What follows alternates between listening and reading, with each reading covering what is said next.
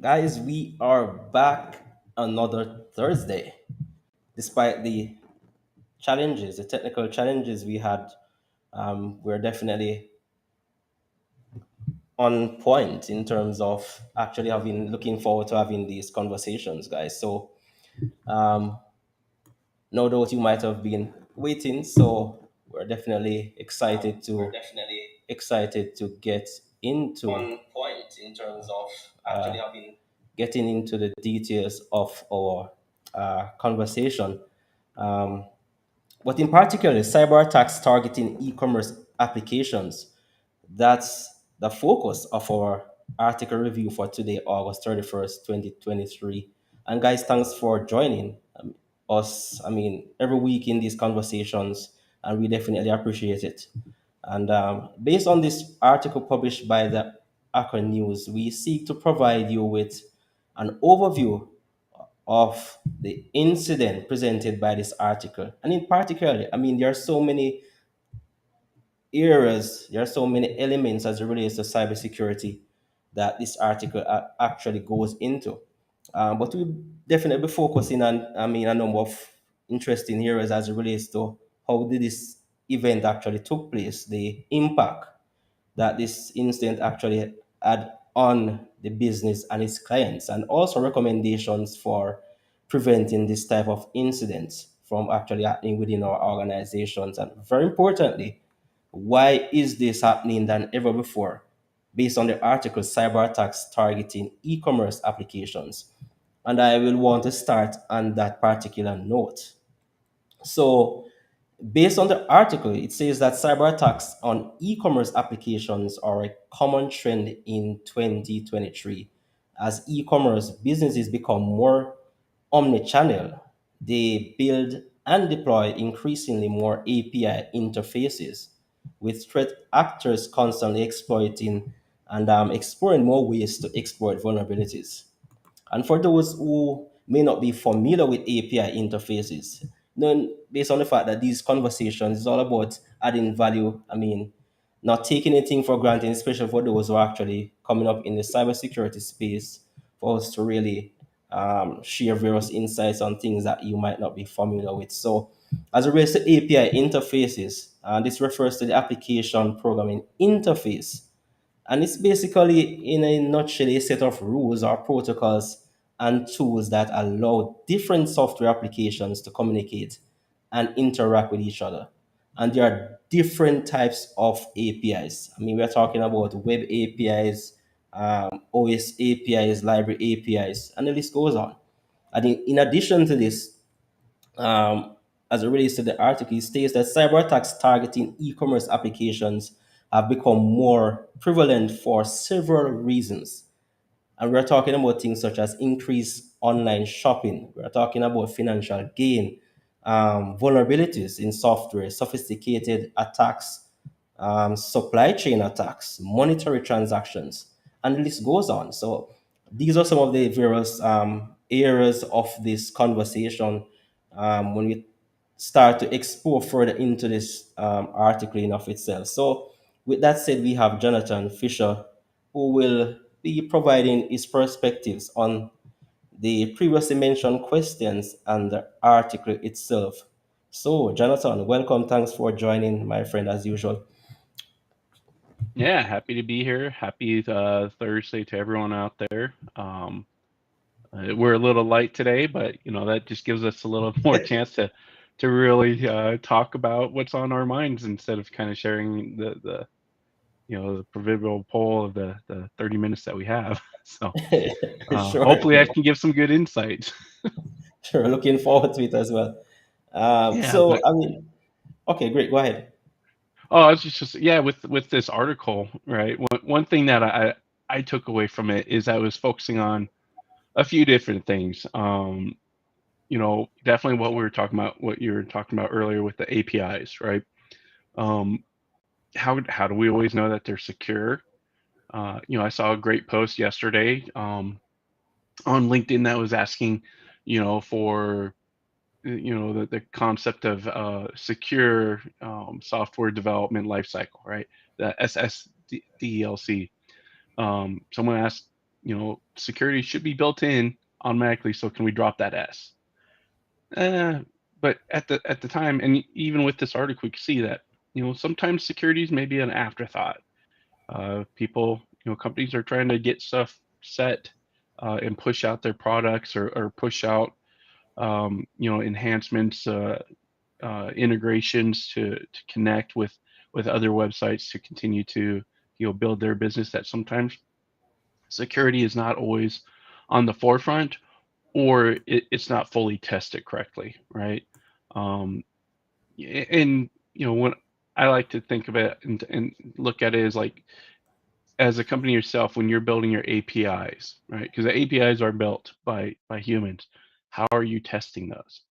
And also to know that if you're going to pull a vendor's API to use that as an integration, right? To understand that that's also still built by a a human and test it. And there could always be flaws. There could be stuff that's not correct, or got missed during a QA process.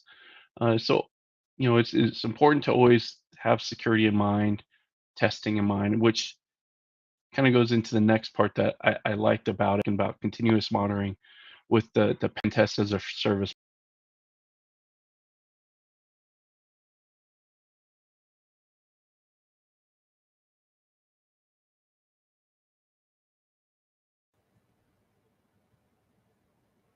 Okay, I think we lost you there, Jonathan.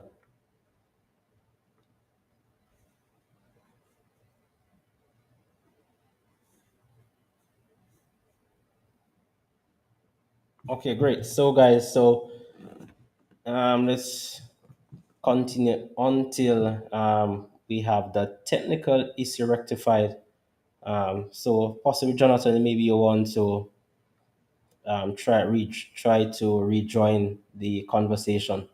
So, guys, until Jonathan actually gets back, then just to give you a little bit more details on this article, and we're placing a link to the article itself within our chat so you can actually deep dive into the article. So, as it relates to this particular event, in the article, it says that um,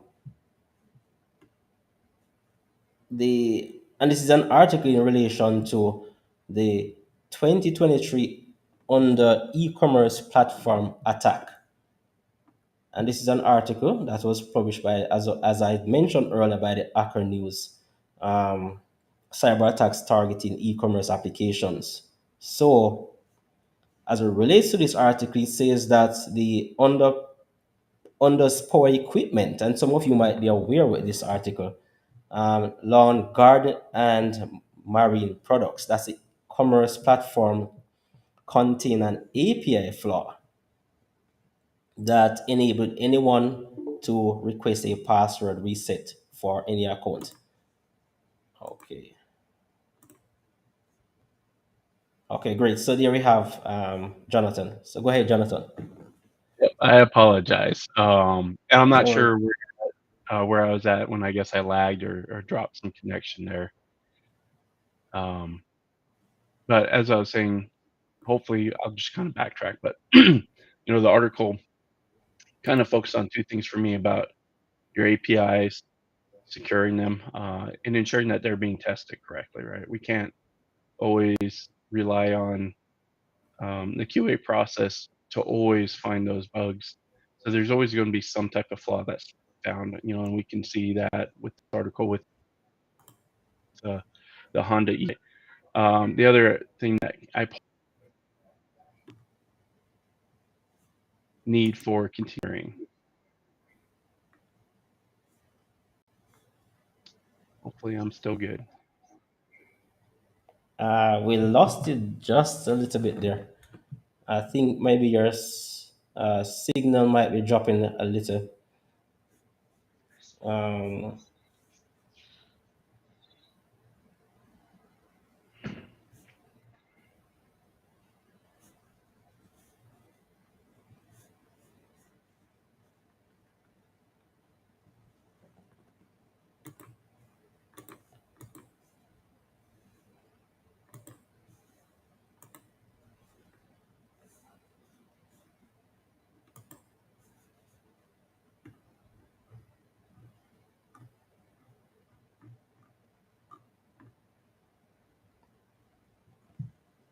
So, guys, as I was saying earlier, based on the article, it says that based on a research that a vulnerability was found by researcher Ethan Xavier, who recently discovered a major security flaw.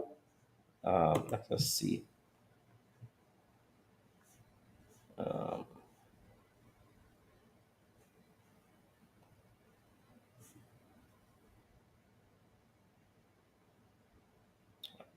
I think Jonathan was actually trying to reconnect.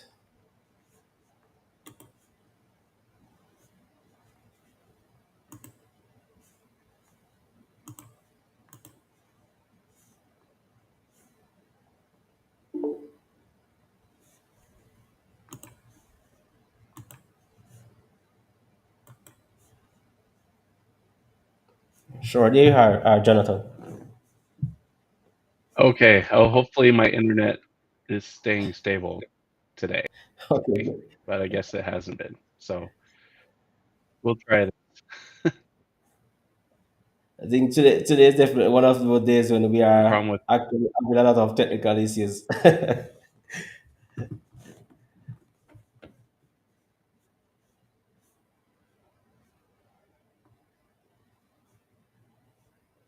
I think we have actually lost you there again.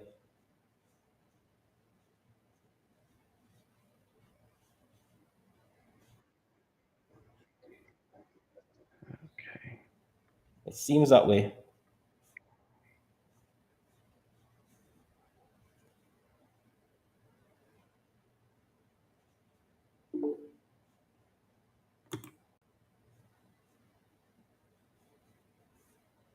Okay. Am I good now? Yes, I'm hearing you now. Okay. We'll see if that keeps going. It seems like it's been coming up and dropping and coming up and dropping. So we'll see. Um, yeah. No, the article, right, the- talking about APIs, securing them, as well as continuing monitoring it with, the pen test as a service model that there is. So one thing that I always found interesting while, in a previous job being an auditor was seeing how often people actually did pen test, right? Um, most of the compliance frameworks only require at least once a year, and I saw companies doing that just once a year. But then I also found others, and we even had a partnership with a company that did this pen test as a service, where they would monitor constantly every week or every month. They would go through and provide that service of doing a pen test. Most of it was a web-based, but there's different types of pen testing. You have your web-based, you have your API-based, a network-based, a host-based. Lots of different ways to be testing your systems to ensure um, that you're finding those flaws. And some people like to try to say some of that can be like a vulnerability scan, but there's a little difference between like an actual pen test and a vulnerability scan, where pen test they're actively trying to find um, what's open and how they can exploit that compared to just the vulnerability scan that will let you know what's open. Um, so we Sure, can't just rely on the uh, the APIs to be secure without us fully testing them. sure. One of the interesting things, though, I really wanted. Can you give us some background into the article in of itself in terms of what actually led to what is the incident that we're actually looking at in particularly? Right. Yeah. And with that was a very interesting way that this was discovered. So it's found by a researcher who was just looking around.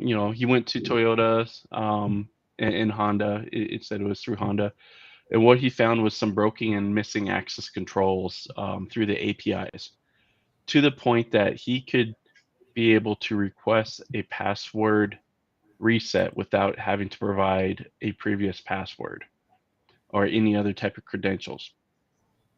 And the thing I found interesting is that he was able to find a previous email that was valid just by watching a YouTube video of that application.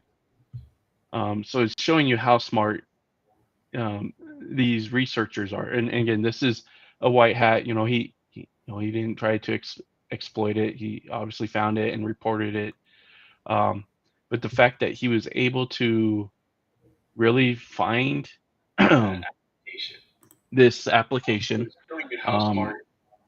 Um, to be able to discover a valid email to use to exploit that email, and then to elevate the privileges on that, so that way he had admin control to be able to do whatever. In the article it says that lots of things that could be done, such as putting a skimmer for a credit card. So while we as consumers think that we are going to this company, and buying something securely, in the background they could, a, a threat could possibly have put a skimmer on there, and taking all your credit card information, all your personal data that's on there, and be able to do it. So that was a very interesting way that this researcher showed how he did it, right? That he was able to modify some of those responses on the ATP or HTTP to make it look like it was an exploited attack, but that he was just an admin trying to adjust his settings. One of the big things that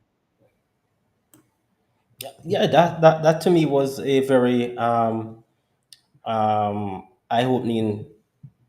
experience or situation, in that it took someone else to actually discover this vulnerability that existed. So I can say that this is a very important point. I mean, an application requires definitely a lot of testing in terms of the overall development life cycle. I mean, looking at this, they recognize that this was actually an attack vector, an entry point into so it's actually an entry point or into the organization data within its systems, going back to API. So, and this speaks to the importance of proper software development security measures or best practices being followed, as you have mentioned, during the SDLC system development life cycle. But very importantly, it was only one flaw that was actually discovered, an API flaw in this particular application. But based on the article, can you talk or share much as it relates to the impact on the business in terms of the level of exposure that he discovered as a result of this vulnerability? I mean, yeah, the exposure that an Explorer API can cause is just as bad as what we talk about with data breaches, because at that point, if there was a threat actor that did do this, did take over, not only could they completely disrupt the business, but they can expose all the sensitive details and data that's on there that people are sharing.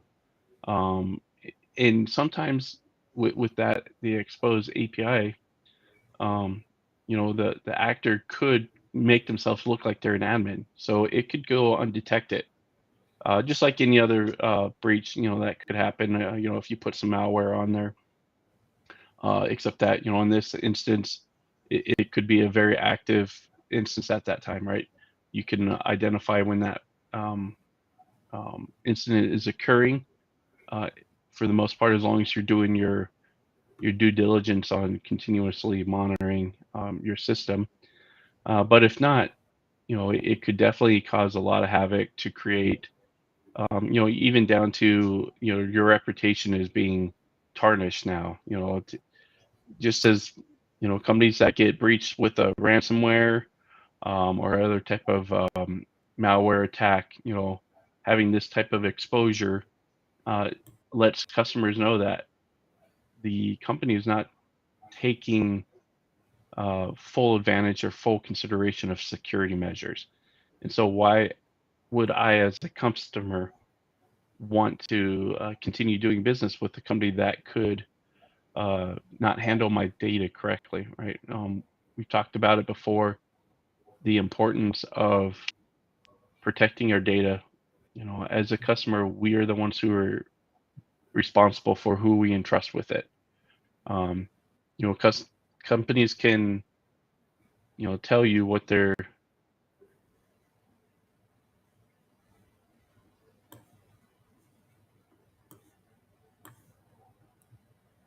Okay, so there you have it, guys. So we have definitely been having a number of challenges, technical challenges for today. Nonetheless, let's see what's happening with Jonathan.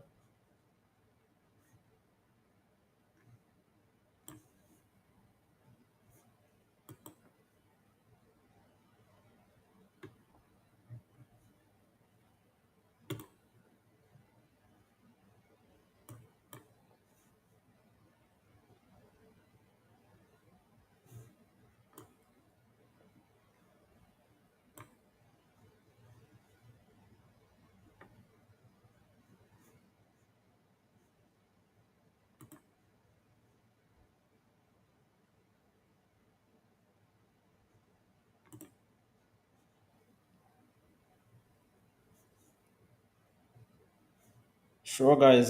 Please feel free to ask your questions. We're definitely open to questions while we uh, have our technical issues being sorted out in the meantime.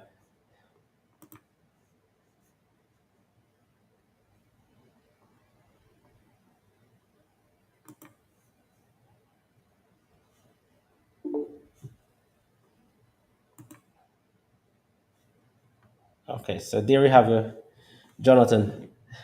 I apologize for the No internet worries. That's how it is. today. I think today is Murphy's Law against us today. Yeah, Murphy's Law being at play. Um, yeah, I can't even remember where I was at now, what we were talking about. Okay. All right. Just to so one of the things I actually see coming out of all of this though is the fact that we're talking about APIs. We based on the article, we have APIs, we have e-commerce, so we have on those platform being used for various transactions, various activities. But the fact is, um, how much does the executives, the management team, the stakeholders actually understand when it comes on to what APIs are and also what the vulnerabilities that actually exists in terms of the impact that these can actually have on a business. The article in office have also identified a number of various attacks that can actually take place against these various APIs that we have integrated within our various e-commerce platforms. So, how would you best communicate in terms of management to really understand all of these technicalities that we're actually talking about for them to better invest or to ensure that the necessary measures are actually put in place to protect their operations or their business?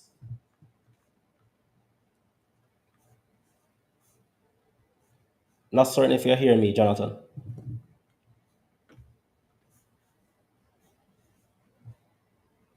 I think we have lost Jonathan again.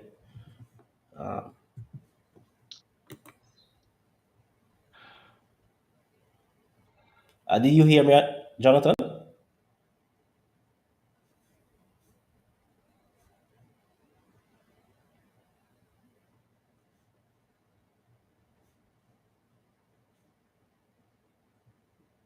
Okay, so until Jonathan rejoins us, seen a question that as human risk is a big portion of GRC, how do you address the risk that most security solutions are not accessible?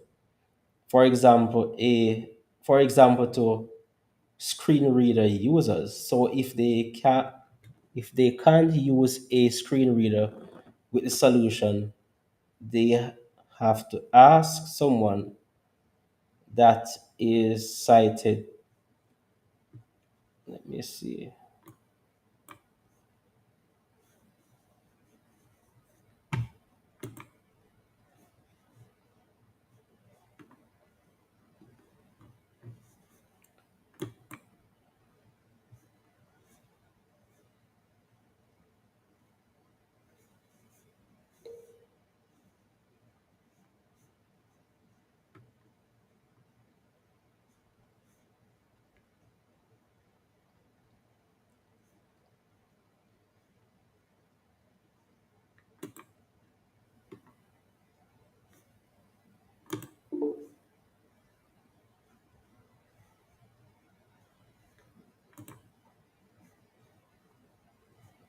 Okay, so so we are so there you go, Jonathan. Okay, so I'm seeing a question. I think this Um, question, this happens at most organizations. They are never. Okay, great.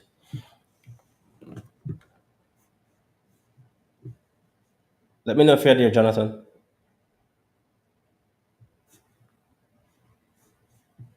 Okay, guys. So we're definitely having a number of technical challenges. So I think that it's best if we um, end at this point so that we can actually um, have a better communication. I mean, than what we're actually experiencing at the moment. So, guys, we really apologize for the challenges that we have this week. Murphy's Law at play. So, we'll definitely be in touch. And for the questions that have actually been posted, then we definitely be responding to these questions in the chat. So, look out for those responses to those questions. And our apologies once more for the technical challenges that we are having at this point, guys.